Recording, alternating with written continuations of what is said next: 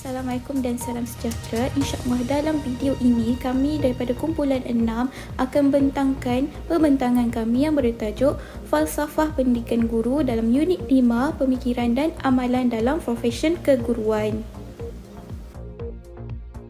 Berikut merupakan ahli kumpulan 6 yang terdiri daripada 7 orang ahli.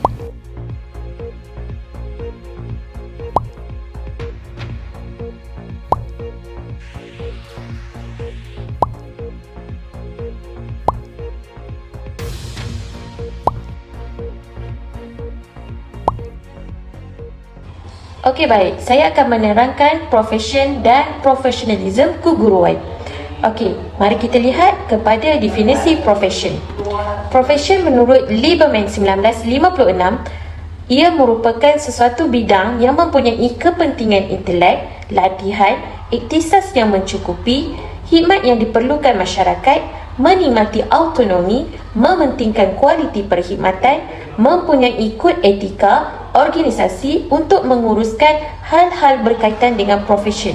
Seterusnya, kriteria guru profesional. Berikut merupakan model konseptual pendidikan guru Malaysia. Okey, dalam model tersebut menerangkan 7 ilmu guru profesional perlu tahu. Antaranya ialah ilmu pedagogi umum, kandungan subjek, pedagogi kandungan subjek, kurikulum, pelajar, konteks pendidikan, dan yang terakhir ialah falsafah, matlamat, tujuan dan nilai pendidikan. Seterusnya, model ini juga menekankan mengenai kemahiran yang perlu guru kuasai. Antaranya ialah intrapersonal, interpersonal, komunikasi, profesional dan teknologi. Okey, baik. Seterusnya saya akan menyentuh mengenai kriteria profesyen keguruan sebagai kerjaya yang profesional.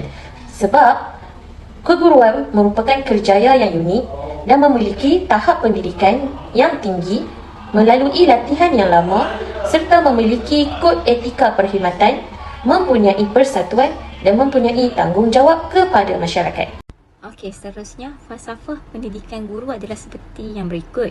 Guru yang berpekerti mulia, berpandangan progresif dan saintifik, bersedia menjunjung warisan negara serta menyanjung aspirasi kebudayaan negara, menjamin perkembangan individu dan memelihara suatu masyarakat yang bersatu padu, demokratik, progresif dan juga berdisiplin.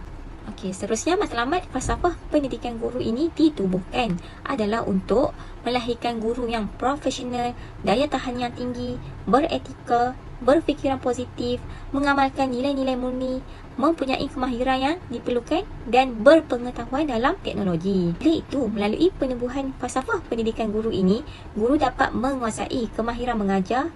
Selain itu, guru juga perlu bersifat kreatif dalam merancang pengajaran dan pembelajaran agar dapat melahirkan pelajar yang cemerlang. Di samping itu, seorang guru juga perlu mempunyai emosi yang stabil yang membolehkan mereka membentuk generasi yang positif. Sejarah pembentukan falsafah pendidikan guru. Pada tahun 1982, Kementerian Pendidikan Malaysia telah mengubah dan mendokumentasikan falsafah pendidikan guru. Untuk pengetahuan semua, sebelum tahun 1982, pendidikan guru di Malaysia tidak mempunyai falsafah yang tersurat dalam membentuk dokumentasi.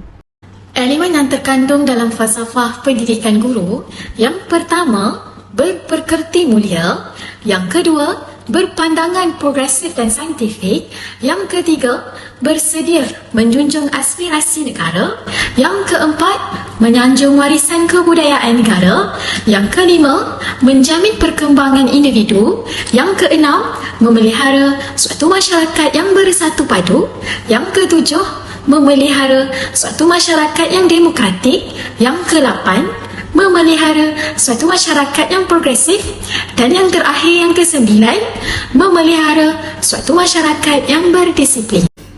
Okey, insyaAllah saya akan sambung bahagian seterusnya iaitu Standard Guru Malaysia ataupun dikenali sebagai SGM. Okey, SGM ini menggariskan kompetensi profesional yang patut dicapai oleh guru, yang mana ia dirasmikan pada tahun 2009 oleh Tan Sri Muhyiddin Yassin selaku Perdana Menteri pada tahun tersebut.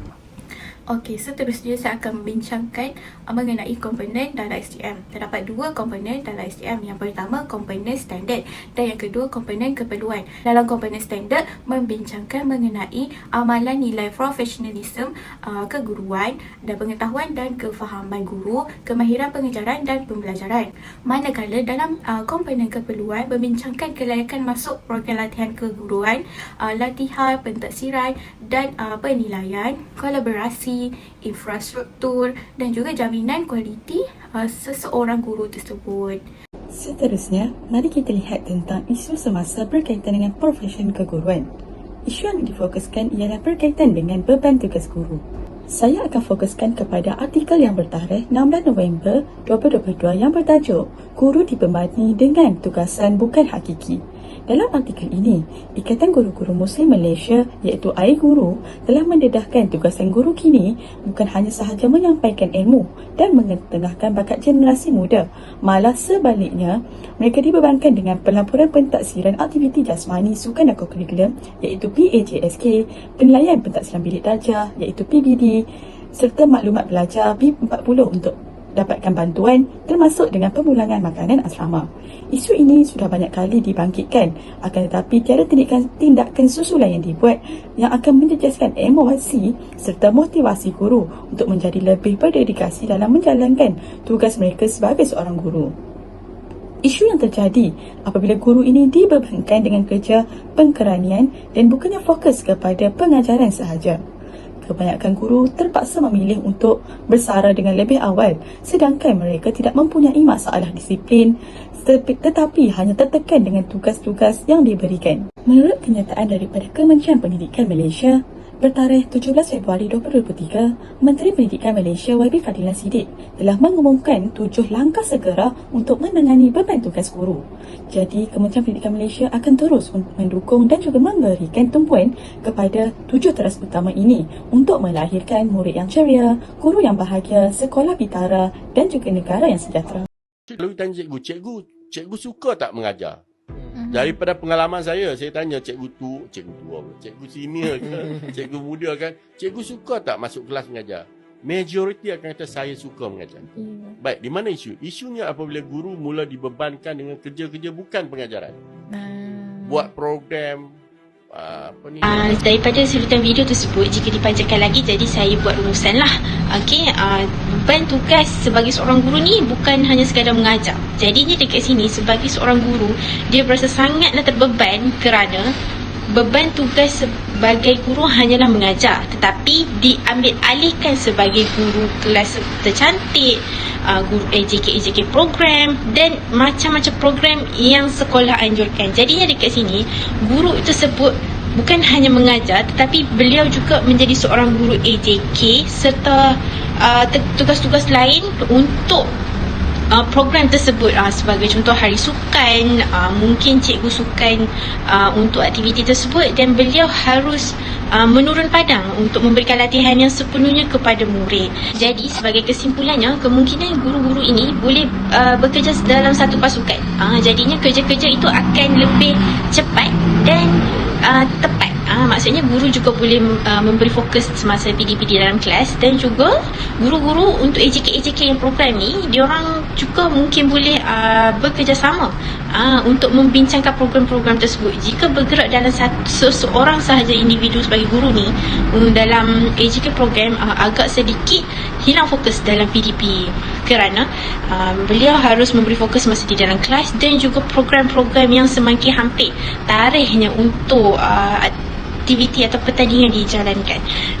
Langkah untuk menangani isu tekanan guru. Yang pertama, tinjauan dalam talian. Pihak Kementerian Pendidikan Malaysia boleh menggunakan tinjauan dalam talian untuk mengumpul maklum balas daripada guru tentang masalah yang dihadapi serta cadangan dan pandangan mereka tentang tindakan yang perlu diambil. Yang kedua, lawatan ke sekolah. Pihak KPM boleh melawat sekolah secara terus untuk berbincang dengan guru dan mengenal pasti masalah yang mereka hadapi serta menilai keadaan di sekolah. Langkah ini dapat membantu pihak KPM untuk memahami dengan lebih mendalam masalah yang dihadapi oleh guru dan membantu mereka dengan mengambil tindakan yang lebih tepat dan berkesan. Pihak KPM juga telah mengadakan 7 langkah untuk menyelesaikan masalah tekanan guru. Statement ini, Menteri Pendidikan Fadlina Siddiq menerusi kenyataan memaklumkan pihak kementerian bersetuju untuk melaksanakan langkah segera berkaitan isu kebajikan termasuk tekanan yang dihadapi oleh para guru.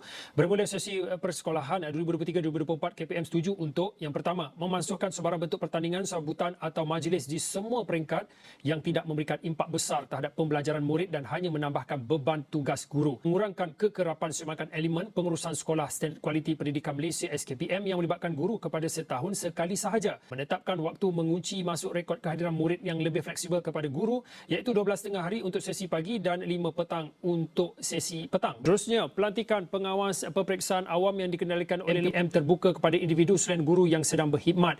Kemudian, mengahadkan penganjuran sambutan Hari Guru tahunan kepada peringkat kebangsaan dan sekolah sahaja. Selain itu, menetapkan ringkasan rancangan pelajaran harian di peringkat KPM kembali memenuhi keperluan surat pekeliling ikhtisas KPM.